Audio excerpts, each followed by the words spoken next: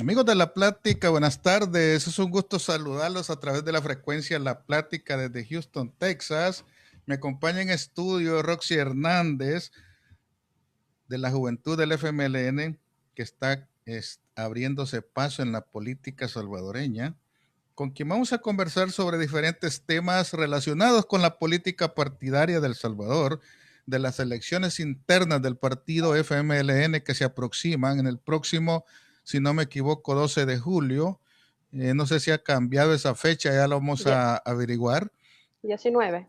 19 de julio, ok, excelente. Les presento a Roxy Hernández de la Juventud del FMLN, de la que viene abriéndose campo desde las bases hacia arriba y quiere un lugar en la historia política del Salvador. Roxy Hernández, buenas tardes, les saludamos de La Plática, ¿cómo está? Hola, muy bien. Buenas tardes amigos, amigas, compañeros y compañeras que me escuchan a través de este medio. Mi nombre es Roxy Hernández. Vengo del seno de una familia humilde. Bueno, nací en Lolotique, departamento de San Miguel. Eh, eh, a los 12, perdón, a los 17 años me incorporé al FMLN, a la juventud del FMLN. Bueno, mi batalla empezó ahí en Olotique, ¿verdad? Bueno, sí, la, yo, bueno, como les decía, vengo del seno de una familia humilde, de una madre luchadora, madre soltera. Eh, la verdad es que si algo tengo de inspiración para seguir adelante es ella, porque ha sido una mujer verdaderamente luchadora. Y bueno, la verdad es que crecer en un municipio tan bonito como Lolotique, para mí es un gran orgullo, ayudando también en algunas ocasiones a mi abuelo en la agricultura, que yo creo de que la juventud debemos de conocer todos esos temas de lo que es la agricultura, porque ese es el sostenimiento de, pues para todos, ¿verdad? En el país en cuanto a la alimentación. Y bueno, yo valoro mucho haber aprendido cada una de esas cosas con mi familia. Eh, Siempre viví un poco lejos de papá, pero bueno, siempre en sintonía, en comunicación. Y bueno, la verdad es que desde que empecé la escuela lo hice en el sector público, ahí en Olotique. Seguidamente estudié mi bachillerato fuera del Olotique, ¿verdad? Hicimos un poco más de esfuerzo como familia. Lo hice en el Instituto Nacional de Nueva Guadalupe. Y bueno, desde entonces yo siempre iba viendo de que como que la materia de estudios sociales era lo que más me llamaba a mí. Y también desde entonces yo ya veía una lucha, ¿verdad? Que se emprendía por la violencia de género que pues se viene dando desde muchos años atrás y producto del machismo, ¿verdad? De que impera en esta sociedad. Entonces, desde entonces yo me propuse y me fijé la meta de estudiar quizás derecho, pero al final no me fui a derecho, sino a sociología. Entonces ingresé a la Universidad de El Salvador a estudiar la carrera de licenciatura en sociología, de la cual de verdad he aprendido mucho sobre historia, sobre la economía de este país, sobre la cultura, sobre temas ambientales. Entonces, y eso me ha hecho sentir capaz para poder yo este día, bueno, decirles de que me siento capaz de estar en el Parlamento Centroamericano. Claro, mi recorrido, como ya lo decía anteriormente, en el FMLN fue desde los 17 años, en Lolotique, pues no tenía mayoría de edad, pero ahí andaba en logística ya en campaña. Entonces ahí en el municipio de Lolotique estuve 5 años, participé en una elección presidencial y en dos elecciones municipales y legislativas. Eh, Seguidamente, por motivos de estudio, ¿verdad? En la universidad, pues me fui a San Miguel, donde estuve colaborando bastante también, bastante tiempo como militante. Participé igual en elecciones legislativas y municipales. y presidenciales, siempre también apoyando en los diferentes espacios en el partido, como era la juventud, donde estuve posteriormente 7 años, y también estuve aportando en el colectivo de mujeres, en el colectivo de educación departamental, que son los que se encargan de la escuela de formación. Todo esto, mucho antes yo ya había, en el 2010, me formé políticamente en la escuela de cuadros, estuvimos 8 meses en San Salvador.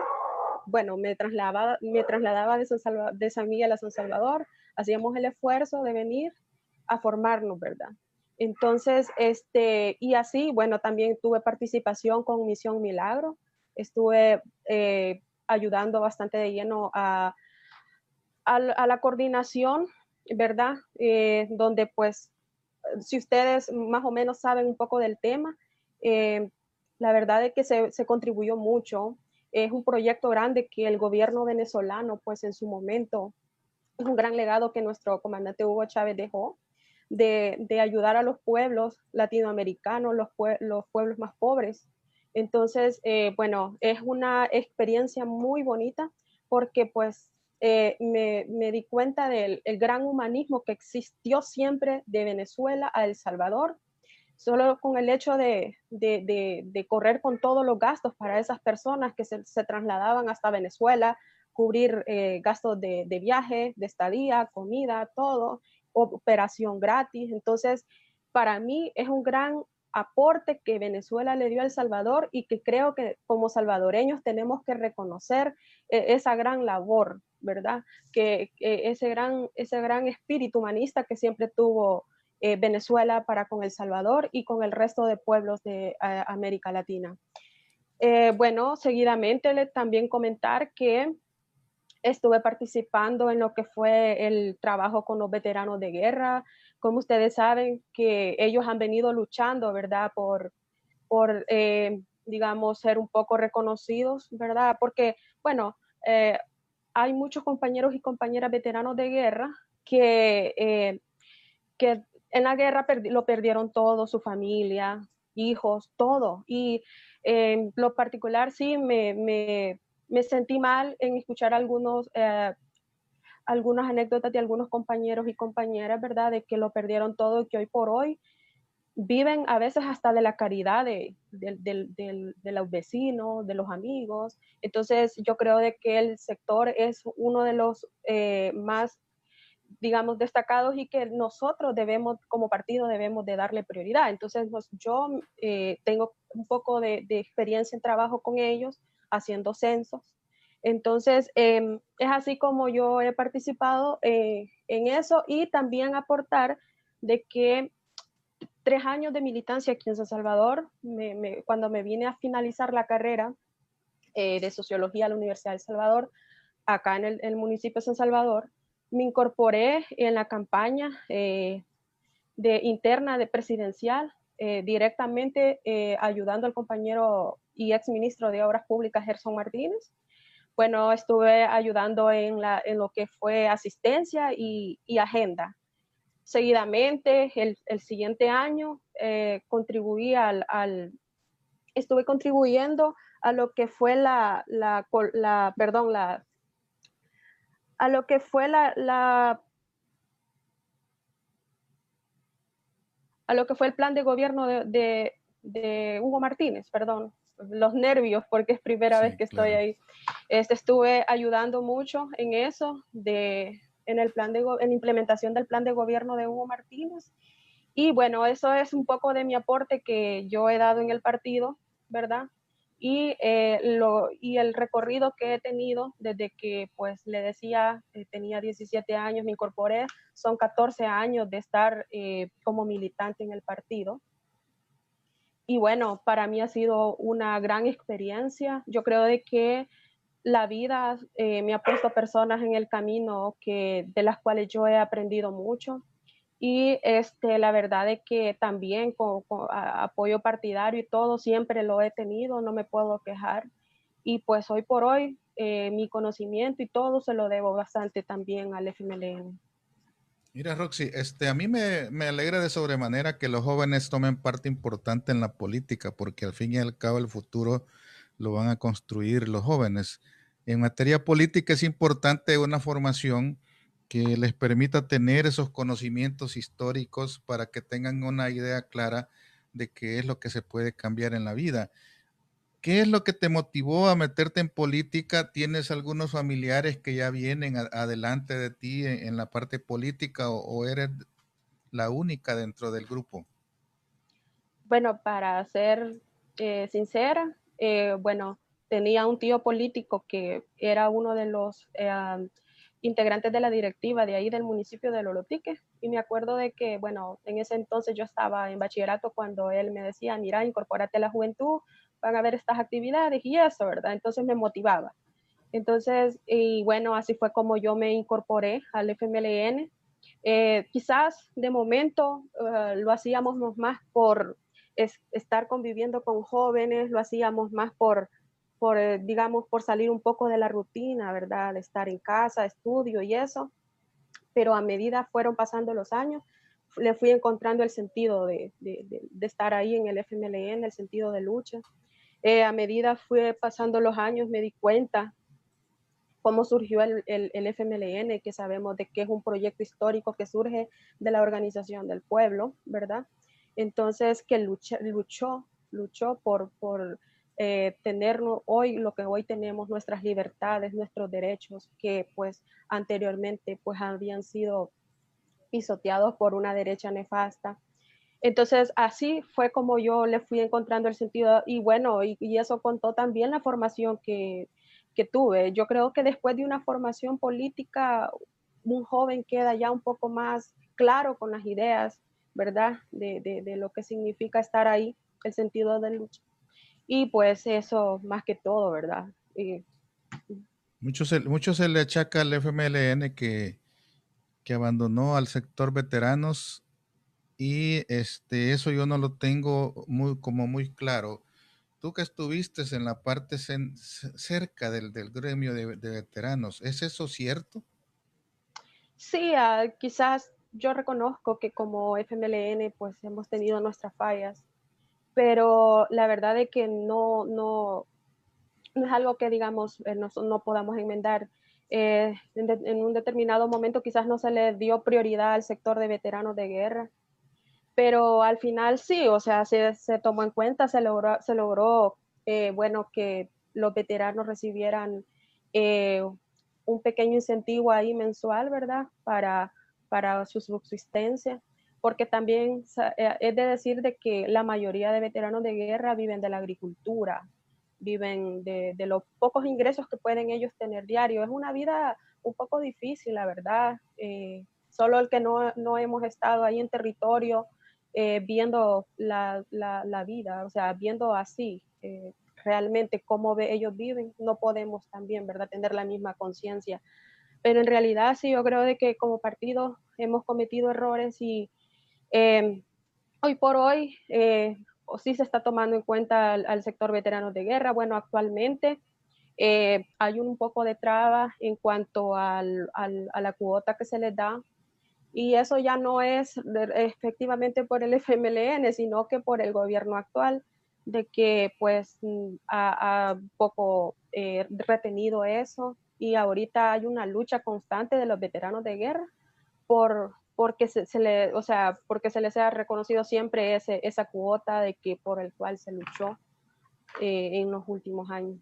¿Cuál es tu visión con relación a qué se tiene que hacer como izquierda renovada, como esa izquierda que va emergiendo con sangre joven? Esos jóvenes como tú que tienen otra visión, pienso, tienen otra visión porque ya es más académica, es menos empírica como lo es antes. Yo creo que esa parte académica hay que rescatarla, pero si tuvieras la oportunidad de hacer cambios en la forma de manejar ese movimiento de izquierda, ¿cuáles serían las funciones tuyas o la visión tuya? ¿Cuál es? Ok, bueno, la verdad es que yo estoy muy de acuerdo cuando dicen tienen que haber relevos generacionales, ¿verdad? Entonces, pero para mí, relevo generacional no solo significa juventud, que juventud al frente. Yo creo de que tanto la experiencia de los compañeros que vienen desde una lucha ya de años cuenta. Y bueno, y yo creo que la participación de la juventud es esencial porque así, bueno, actualmente como partidos no estamos en la mejor posición. Eh, Estamos un poco mal, ¿verdad? Eso aparte de la gran campaña de desprestigio que ha montado el gobierno actual, no directamente, o sea, no solo, no contra todos los partidos, sino que directamente contra el FMLN, el cual ha causado que la población, pues, digamos, sienta cierto rechazo hacia el FMLN. Bueno, entonces, la verdad es que yo diría de que jóvenes y compañeros que ya vienen de luchas anteriores, todos, digamos, unidos, podemos nosotros darle un nuevo cambio a esto.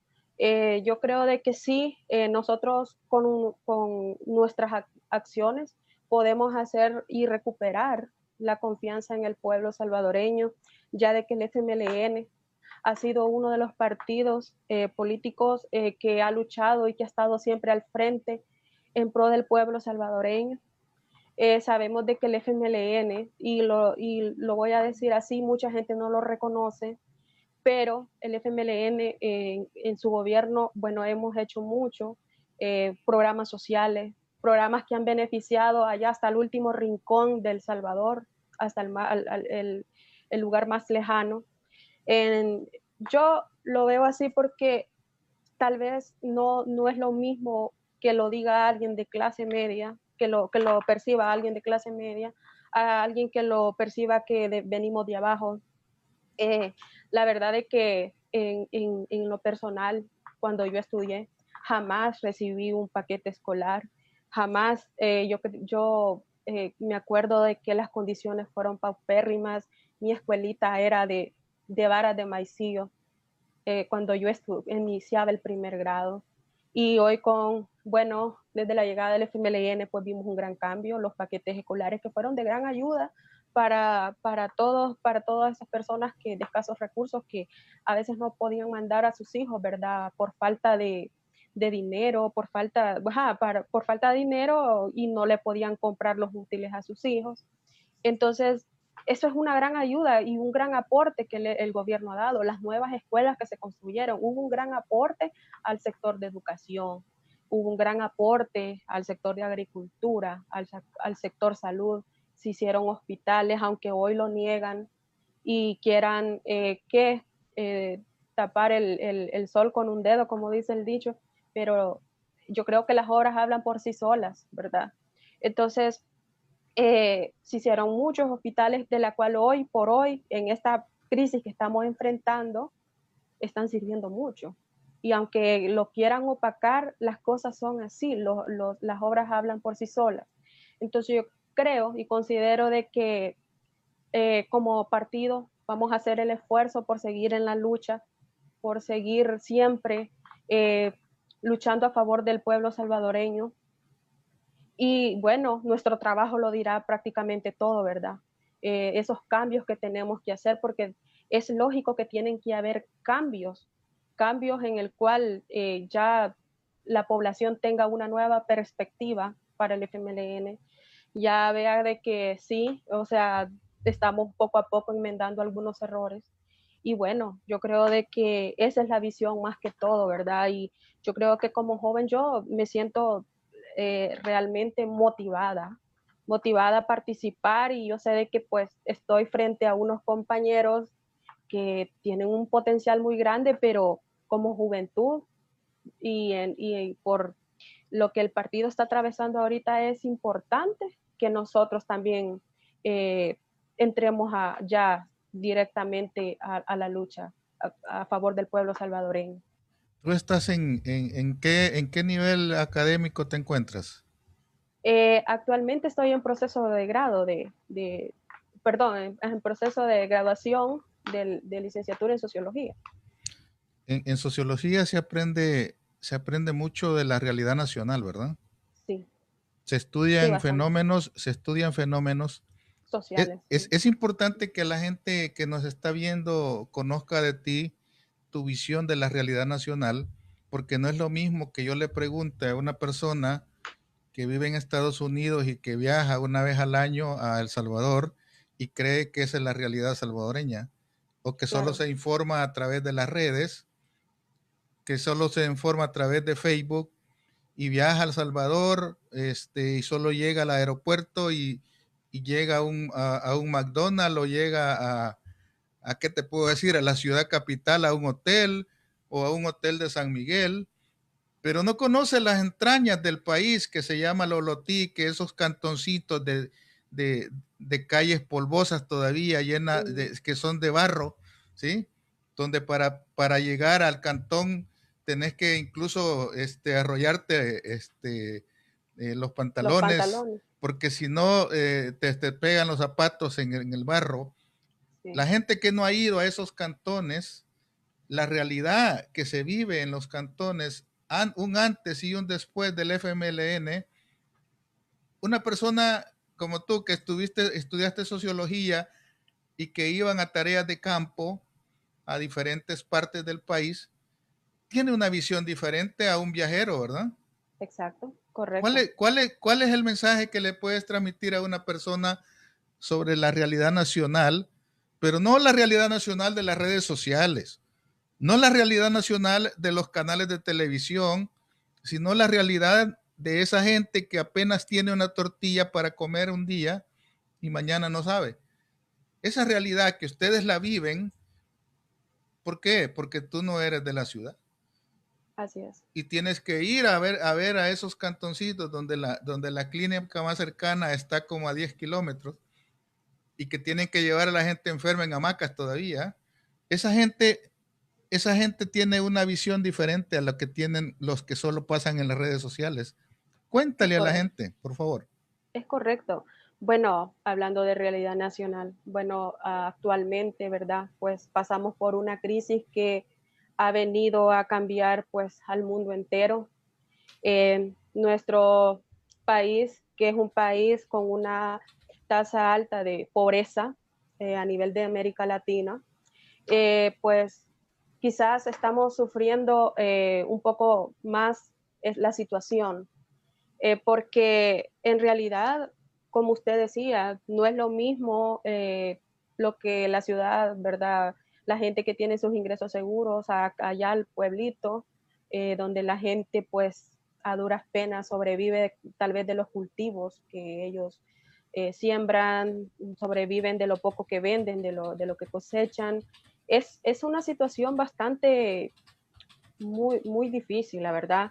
Eh, en nosotros, yo creo que hoy en día la mayoría de jóvenes y bueno, también amigos y amigas que están fuera del país, compatriotas, se dejan bastante influenciar por lo que las redes sociales nos dicen, pero la realidad que vivimos en este país es otra. Yo algunas ocasiones he tenido lucha campal con algunos, incluso familiares que están en los Estados Unidos, y yo le digo, miren, si tan bonita pintan la realidad ustedes, pues vénganse, ¿verdad?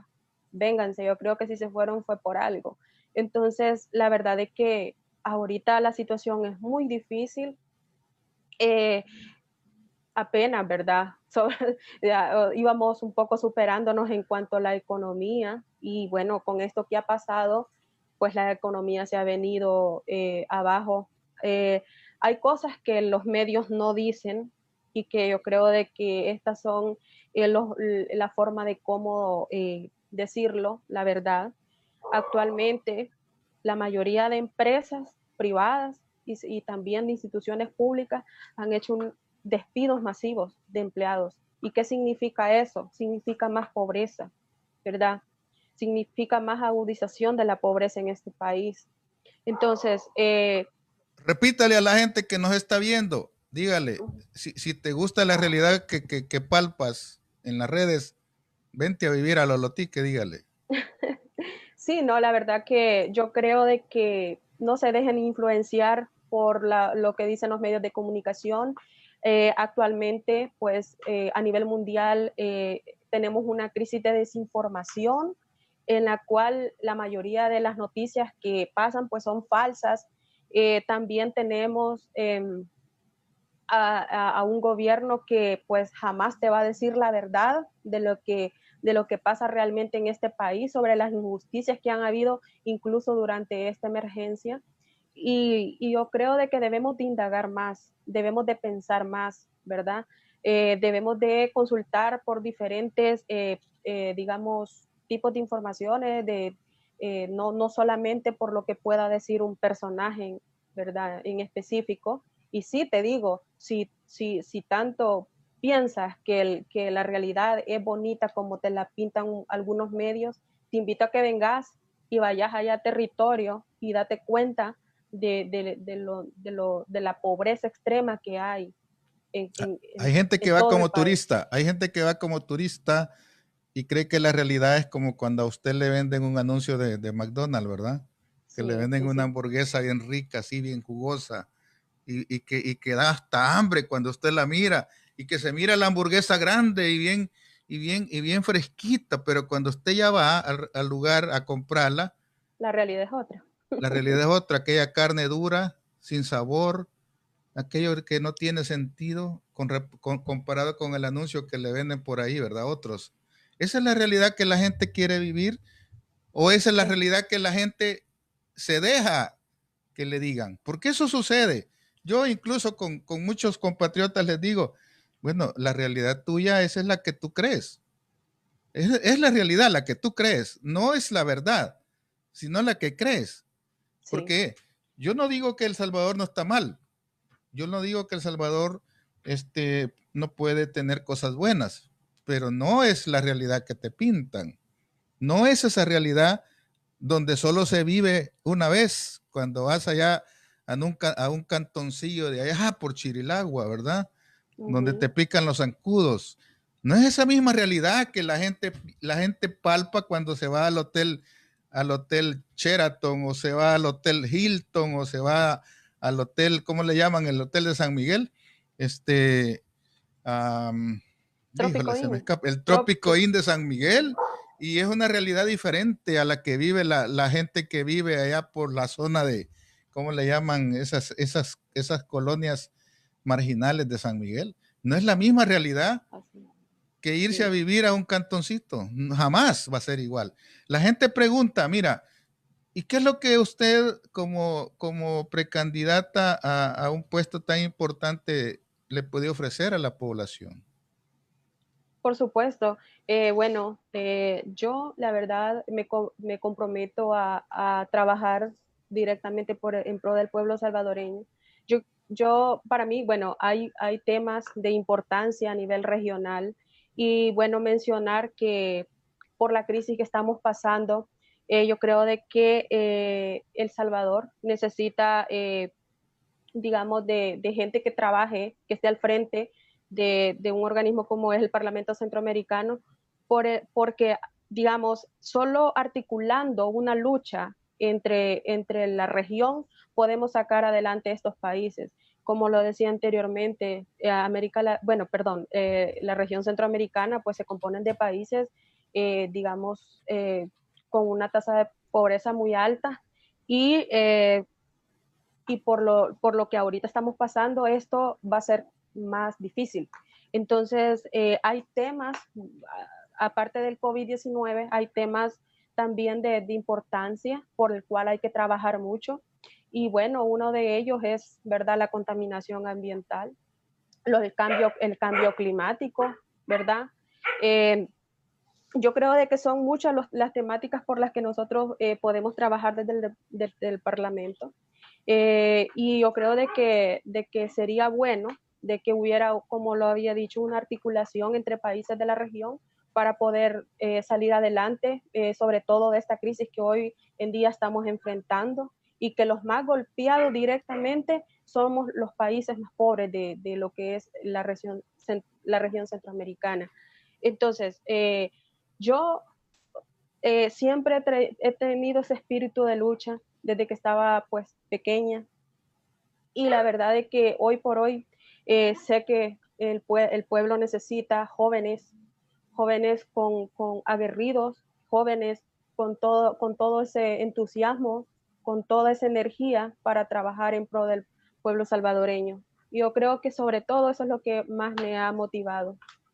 Yo te voy a decir algo y eso no pareciera un discurso rayado. No quiero Claro. parecer tampoco ofensivo contigo, pero el hijo de Will Salgado es parte del Parlamento Centroamericano y hasta el día de hoy yo no conozco ninguna aportación que haya hecho desde el Parlamento Centroamericano que contribuya a El Salvador. Ese tipo de vacío que yo le miro en el Parlamento Centroamericano para aportar algo en beneficio del país, ¿cómo, cómo se puede cambiar esa visión que yo tengo o la visión que tienen muchos de que el Parlamento no sirve de mucho? Es decir, te lo digo así en una manera de ejemplo. ¿Cuál ha sido el aporte de Eugenio Chicas en el Parlamento Centroamericano en beneficio de El Salvador? Si no conozco algún aporte, me gustaría que me lo dijeras. Ok, bueno, precisamente hoy estaba yo hablando con algún compañero que está ahí en el Parlamento y me decía de que, bueno, uno de los logros que han tenido en los últimos años ha sido la compra de medicina a nivel regional. O sea, que como se sabe de que si como nosotros como país compramos medicina, ¿verdad? Medios internacionales que distribuyen la medicina, nos sale mucho más carísimo y digamos que no tenemos las condiciones económicas, ¿verdad?, para poder hacerlo. Sin embargo, dice de que, bueno, uno de los logros que ha tenido el Parlamento ha sido eso. Y me mencionaba algunos ahí, pero yo, bueno, partiendo de lo que usted ha dicho, es cierto, bueno, eh, el Parlamento en los últimos años no ha tenido mayor relevancia. Bueno, yo creo de que no, y tiene razón, o sea, incluso yo misma desconozco algunas cosas, ¿verdad?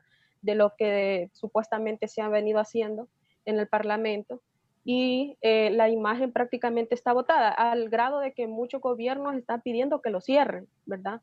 Por el poco trabajo que se ve, que no, o sea, no visualizan. Y yo creo de que es importante de que se le dé un rumbo diferente al Parlamento Centroamericano. Como ya lo decía, hay temas de interés regional, ¿verdad? De que podemos rescatar. Yo, bueno, en lo personal, mi tesis fue sobre un tema ambiental. Entonces, nosotros vemos que la crisis ambiental es bastante importante para los países de la región porque lo que Honduras, las medidas que Honduras pueda tomar en temas de medio ambiente o nos benefician a nosotros, a los salvadoreños, o también no nos puede beneficiar. Como tenemos, si nosotros como país, digamos, tomamos la decisión de darle, digamos, saneamiento a las aguas, de bajar la contaminación, pero ¿de qué nos sirve si en Honduras, como estamos conectados entre ríos, todo eso, digamos, hay fábricas que depositan niveles altos de contaminación en residuos químicos que así inconscientemente lo hacen y lo depositan en los ríos, en los lagos. Entonces, yo creo de que el tema ambiental es esencial, esencial a nivel latinoamericano. Y también sobre otro tema que me parece súper importante para trabajar en el Parlamento Centroamericano es sobre el sustento alimenticio. Entonces, porque creo de que estamos en un momento muy difícil, muy crucial para los países de la región y yo creo que si nos apoyamos mutuamente podemos salir adelante ante esta crisis. Es lo que yo te decía, hay muchas cosas que puede ser que se hagan y no se divulgan, hay muchas cosas que se dejan de hacer y no se atacan frontalmente. Yo particularmente no conozco el trabajo porque no lo divulgan. Y, y le he seguido toda la trayectoria desde que se constituyó el Parlamento. Sin embargo, Yo sí lo que quiero es pues invitarte a eso, a que hagas verdaderamente un aporte para cambiar esa visión que uno tiene o la impresión que uno tiene de un parlamento solamente decorativo, donde dicen, ah, es que ahí solo van a ir los políticos que ya salieron, los, los, los presidentes cuando terminan su función se van al Parlamento Centroamericano, los diputados cuando terminan su periodo se van al Parlamento, pero hay cipotes como el que te digo, el hijo del de Choto, que brilla por su ausencia, pues. Es Parlamento Centroamericano, pero ¿y qué hace? Solo cobrar, no hace más. Entonces, ¿cuál debería ser? Es lo que yo digo, ¿cuál debería ser la función de un diputado del Parlamento Centroamericano para El Salvador? O sea, cada quien con su país, ¿cómo contribuir a eso, verdad? ¿Cuál debería Claro. ser según la visión que tú tienes?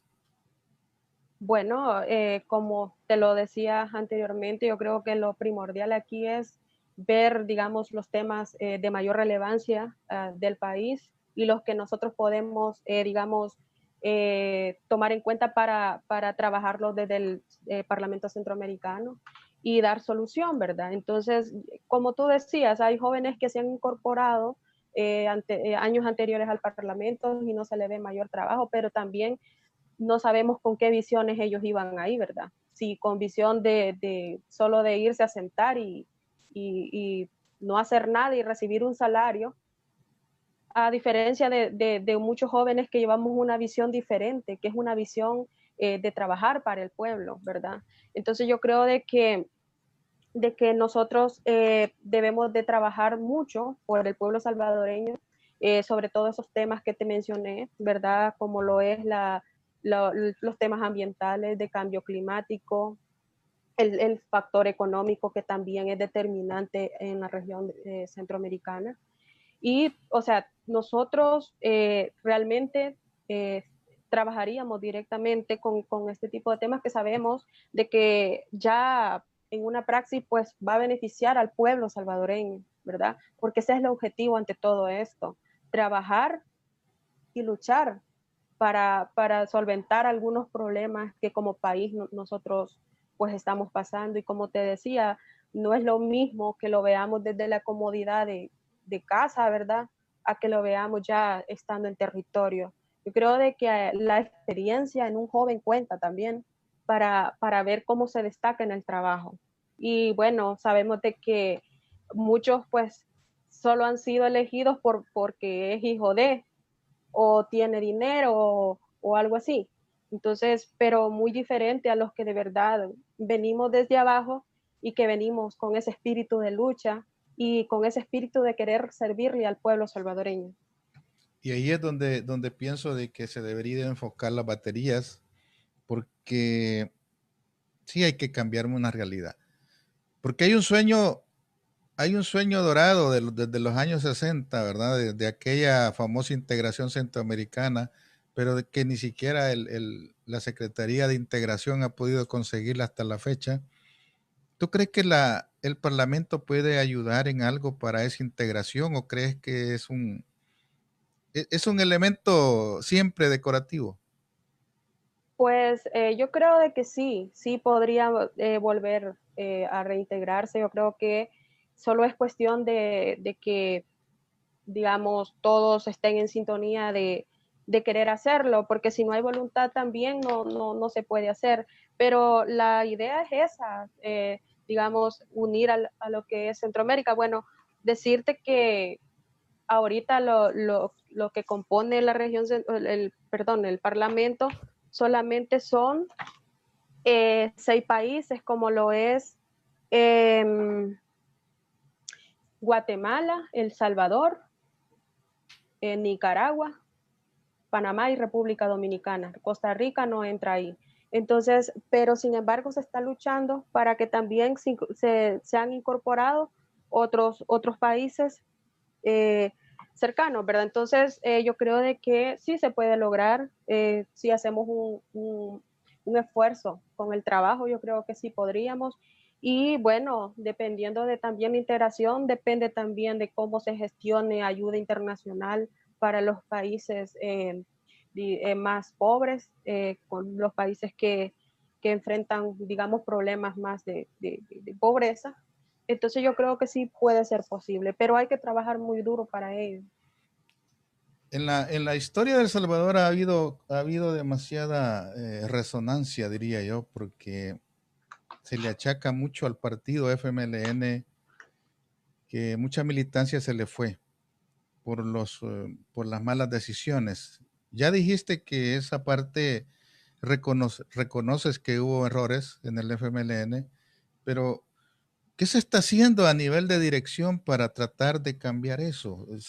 ¿Conoces al interior del partido eso? Bueno, decirte de que en realidad lamento que pues eh, en los últimos años se haya dado eso. Muchos, bueno, yo conozco en lo personal a muchos compañeros que se retiraron y que hoy y buenos elementos, te voy a decir, buenos elementos preparados. Eh, Sin embargo, se retiraron porque, bueno, en el partido siempre han existido pues grupos de poder, de que siempre están ahí, ¿verdad? Cada quien jalando agua para su propio molino, como dicen. Entonces, y bueno, algunos compañeros que siempre fueron críticos en algunas cosas, siempre fueron pues vistos de mal forma. Yo en lo personal he sido muy crítica y pues también en algunas ocasiones recibí bastante, ¿cómo te puedo decir? Eh, Ataques, ataques. Ataques, ajá, recibí ataques, críticas y todo eso, pero yo creo de que como militantes tenemos también nosotros, ¿verdad? Que manifestarnos ante esas situaciones.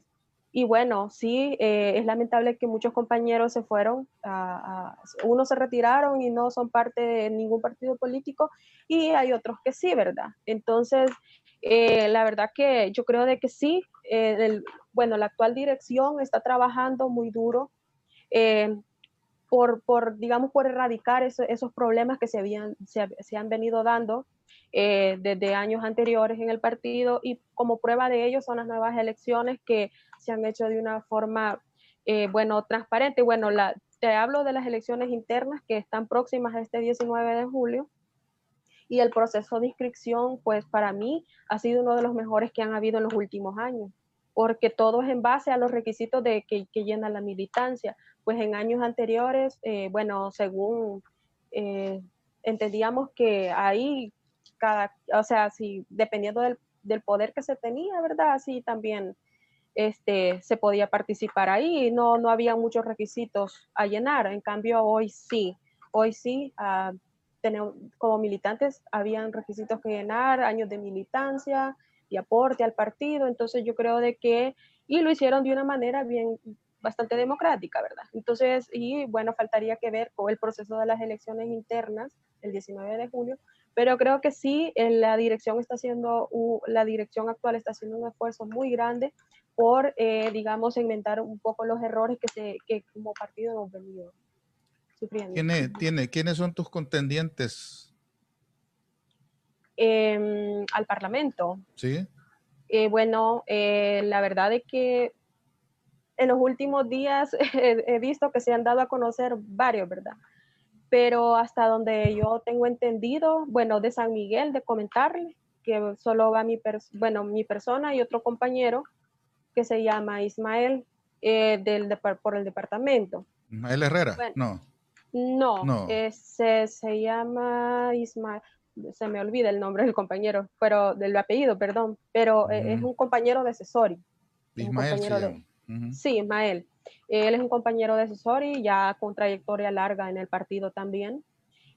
Otro, bueno, tengo entendido que va el compañero Flores, el Chino Flores, como lo reconocemos. Sí. Va la compañera Karina Sosa. Va también representación de la comunidad LGBTI, Alejandra Mengíbar. Y bueno, yo creo de que sí, vemos mucha, o sea, hoy por hoy hay bastante participación al Parlamento y lo mejor de todo es que la mayoría somos jóvenes. Sí, y bueno, yo sé que estás pequeña en edad para poder conocer toda la historia del FMLN y porque muchos preguntan sobre eso, pero yo siempre digo, qué Ujú. bueno que como joven ya tengas esa convicción de que el FMLN puede ser una opción. ¿Cómo el FMLN puede conquistar a la militancia? ¿Cuál es tu visión?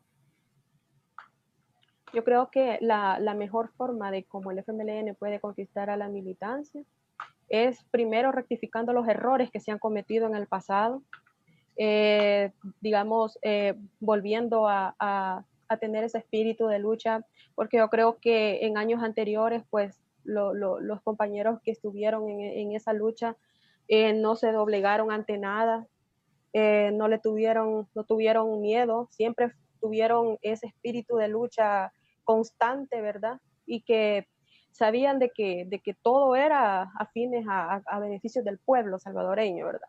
Entonces yo creo de que hoy en día nosotros como partido, para recuperar la confianza en la militancia, debemos de, pues, como le repito, valga la redundancia, enmendar los errores del pasado y bueno, trabajar unidos, llamar a la unidad, porque solo unidos podemos nosotros salir adelante y vencer a nuestros enemigos, por decirlo así, porque alguien que le está haciendo un mal a la población para el FMLN es un enemigo, porque nosotros somos con el pueblo y siempre lo vamos a hacer.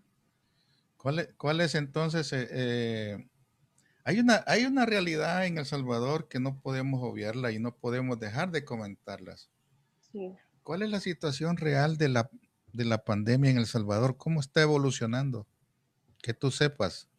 sí, claro. Bueno, mira, de momento, bueno, todos saben de que pasamos pues prácticamente casi 3 meses de encierro, aproximadamente 3 meses. Entonces, bueno, el gobierno siempre a través de sus canales de comunicación mantenía engañada a la gente de que habían bolsas solidarias y todo eso. Mire, yo le quiero decir una cosa. En las zonas rurales solo pasaron una vez con las cestas solidarias, una vez, porque incluso allá en Olotique una vez pasaron, según me comenta mi mamá. Entonces, y aquí en la ciudad, aunque pues también, ¿verdad? Le digo, quizás es un poco más duro que el campo, por el hecho de que aquí, bueno, por lo menos en el campo, ¿verdad? Hay animales, hay maíz, hay frijoles, de alguna manera se solventa, Hay pero fruta. hay fruta. Bueno, Mm. y que menos mal que dio en tiempos de mango, porque le voy a decir, la situación de mucha gente, incluso salieron reportajes de que habían personas que a puros mangos han pasado la cuarentena, ¿Sí? increíblemente.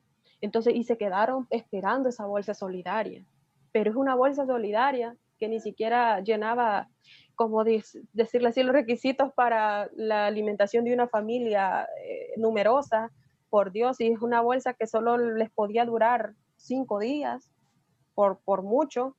Entonces, mire, la realidad es súper crítica, le voy a decir. En el campo no se come jamón tampoco, ¿eh? No, no, no, bueno, se come más sano, ¿verdad? Pero lo que le quiero decir es que aquí en la ciudad, pues mucha gente que fue despedida y que no tenía ningún ingreso, incluso vimos personas que, o sea, bien inconscientes que sacaron a las personas que les alquilaban y bajo de esos grandes temporales, este, la gente estaba aguantando el agua y todo por, Los seguidores del presidente dicen que son mentiras. no, sí, lo que pasa es de que ellos siempre van tratando la manera de minimizar esas cosas, pero la realidad es esa, ¿verdad? La que está sufriendo el pueblo. Lo que le quiero decir es que en la ciudad jamás pasaron con la dichosa bolsa solidaria. Ahora bien, está el problema de los centros de contagio. Si alguien se salía a la calle, recibía represión por parte de cuerpos policiales, militares, y bueno, fue un caos. Al principio fue un caos porque la gente estaba, usted sabe que el hambre puede vencer cualquier miedo. el hambre lo puede hacer a uno enfrentar el peor de los miedos con tal de conseguir un poco de comida. Entonces, acá la gente, mucha salía a buscar, incluso acá donde yo vivo actualmente, en San Salvador, habían personas de escasos recursos que pasaban pidiendo algo de comer. Le digo, la situación ha sido muy grave, ha sido muy grave, y son cosas que jamás los medios las van a dar a conocer, ni a la mayoría del pueblo salvadoreño, y mucho menos a los hermanos que están fuera del país, ¿verdad?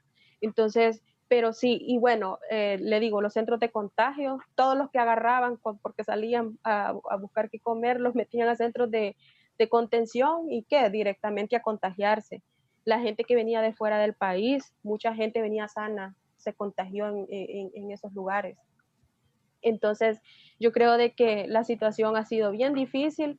No puedo obviar de que sí, el presidente pues ha hecho algunas cosas buenas, pero la mayoría han sido malas. Eh, eh, en todo ha improvisado, no ha tenido un plan estratégico definido. Ahí, bueno, tenemos la recién pasada de lluvias de la tormenta Amanda, que dejó estragos horribles aquí en este país y que cobró vidas humanas. Y lo más impactante fue esas 7 familias que quedaron, perdón, esas 7 personas, miembros de una sola familia que quedaron soterrados, que les cayó una luz de tierra. Yo creo de que si el protección civil hubiera estado siempre, como, bueno, como los años anteriores habían estado al pendiente de las emergencias y gobernación, tal vez no hubiera pasado esa desgracia de perder a tantos hermanos salvadoreños que murieron tras la tormenta, desgraciadamente. Entonces, y jamás tampoco vimos un pronunciamiento de parte del gobierno en decir, por lo menos, las condolencias, ¿verdad? Las familias, nada.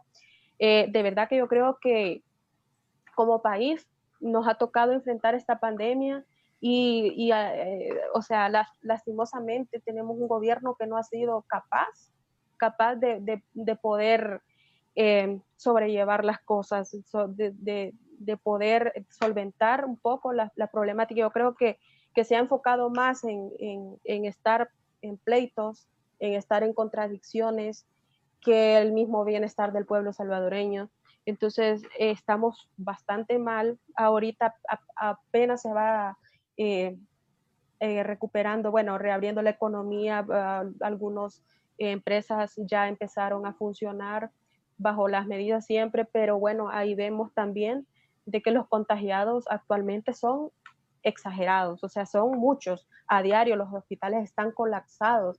Ahí tenemos el bendito préstamo de que él hizo para el hospital que supuestamente iba a funcionar, pero eso es una falacia, literalmente, porque según, bueno, imagínense que ni siquiera han dejado pasar a los medios de comunicación al hospital, ¿verdad? Que se ha hecho. Entonces, ¿y cómo es que nosotros los salvadoreños vamos a pagar todo ese gran dineral en impuestos y ni siquiera ha sido bien invertido y tampoco no sabemos cuál ha sido su función porque no hay como una declaración, una rendición de cuentas de a dónde ha ido cada centavo? Pero nosotros los salvadoreños sí lo vamos a pagar y mucha gente no entiende eso. Mucha gente piensa de que y se enfoca en echarle la culpa a los diputados y todo eso, entonces, pero no ve lo grave de la situación, ¿verdad? Como se lo estoy ahorita planteando. Supuestamente solamente tienen ahí como 15 pacientes con oxígeno en el hospital de CIFCO. Eso no es un hospital y tampoco es algo que pueda valer lo que dijo él que iba a costar. Yo creo que anda ya por los 100 millones de dólares, o sea, sigue incluso el seguro social que el FMLN hizo en San Miguel, que es un hospital grandísimo que actualmente ahí incluso se están llevando pacientes de aquí de San Salvador a San Miguel. Es porque igual es un hospital que reúne todas las condiciones y que solo fue construido con 85 millones. Entonces, ¿cómo es posible que un hospital provisional se fuera tanto dinero y al final no funcionó? Porque esa es la realidad. El hospital no funcionó. Ahorita él, ¿qué? Estuvo ahí el video de que hasta memes y todo, que como que es ahí el superhéroe caminando por un pasillo que le adaptaron, pero esa no es la realidad. la realidad es otra. El hospital no, prácticamente no tiene mayor función. Yo sé, fíjate, yo sé que no está en tus manos poder cambiar nada, tú no eres parte de la dirigencia porque muchos hablan de cambios y todo eso, pero yo les digo con todo respeto a los que nos están viendo y nos están sintonizando en cualquier otro medio. Miren, Roxy Hernández es una jovencita precandidata a una diputación por el Parlamento Centroamericano y que es de la juventud que está emergiendo en el FMLN con muchos deseos de cambiar alguna situación que en algún momento le ha afectado al partido y que en un momento dado ella pues será un referente. Por el momento es una precandidata y no podemos ahondar mucho en otras estrategias que ella pueda tener de ganar la candidatura, que es diferente. Por ahora está enfocada en ganar las elecciones internas el 19 de julio y yo quiero desearte lo mejor, Rosy Hernández, y valoro mucho tu valentía de poder expresarte y decir cómo es tu visión de la realidad, aunque eso implique que tus amigas o amigos cercanos se te hayan dejado, ¿verdad? Sí, sí, Se fueron con definitivamente. nuevas ideas algunas amigas, ¿va? No, compañeros, compañeros, sí, la verdad de que es bastante, bueno, yo creo de que a pesar de la diferencia que hoy existe, ¿verdad? De ideología, sin embargo, yo las amistades las mantengo, porque yo creo de que pues es bastante,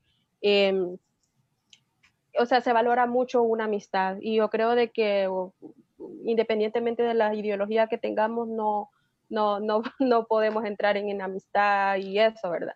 Entonces, pero sí, muchos se han ido y pues yo respeto igual su ideología, yo respeto sus posturas y de igual forma yo pido que respeten también la mía, ¿verdad? Excelente. Cuando tengas algún resultado, háznoslo saber. Cuando ya sea en firme una candidatura, yo creo de que sería otra posición. Y le repito a los amigos que nos miran y nos escuchan, este es un acercamiento, es una primera entrevista que hacemos y está enfocada básicamente en el manejo de la candidatura a las elecciones internas del FMLN. En otra ocasión vamos a ahondar más detalles porque la gente siempre es hasta cierto punto cruel cuando opina, ¿verdad? Sí, Quisiera, quisiera que uno les cambiara el mundo en unos segundos, así que solo moviera un botón, ¿verdad? Y ya le cambiara toda la visión del mundo. O por otro lado, que les diera la razón en todo. Rosy, quiero así es. agradecerte el tiempo que te tomaste para esta entrevista. Este espacio es tuyo cuando quieras. Y a los amigos Gracias. quiero que me disculpen porque invitado tenía también a Hazael Torres, que es de la dirigencia del FMLN, pero tuvo un inconveniente de salud con un familiar y no pudo estar. En otra ocasión lo vamos a tener. Por el momento, gracias, Rosy. Despídete de la audiencia, por favor. Gracias a todos y a todas, ¿verdad? La verdad que para mí fue un gusto dirigirme este día a ustedes, aportar un poco de mi conocimiento y de mi espíritu de lucha que yo tengo. Yo creo de que la juventud tenemos que tomar un rumbo diferente, ¿verdad?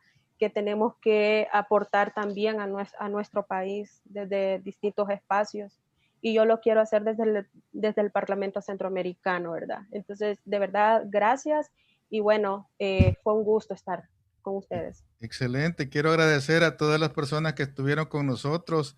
René Ortiz y Gio Sei, Juan Francisco Surio, Silvia Larín, una fanática de este programa. José María Sandoval, Mario Ruiz, Cruz Girón, Romeo Molina, Soledad Gómez. Gracias por su atención. Esta fue la plática desde Houston. Nos vemos en la próxima. Gracias. Cuídense mucho. Buenas noches.